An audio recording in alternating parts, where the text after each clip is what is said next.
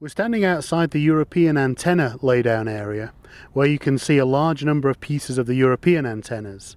The dishes, the backup structures of the European antennas, are shipped in two big pieces, which are then assembled here on site by literally gluing them together inside the purpose-built building that's next to them.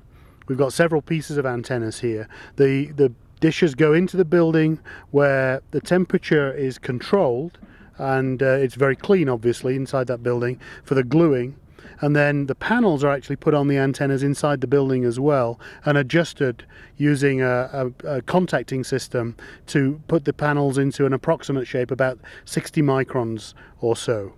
Then the dishes are actually removed to the outside and are set upon the yoke structures, which you can see over in the distance there.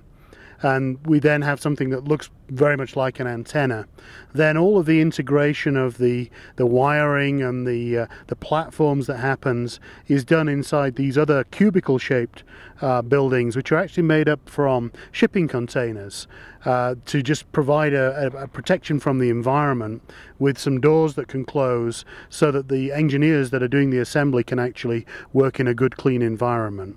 And over in the very far distance, the white curved structures inside the grey cradle are actually the European antenna receiver cabins, which will also be mounted on the yoke structure with the dish on top obviously.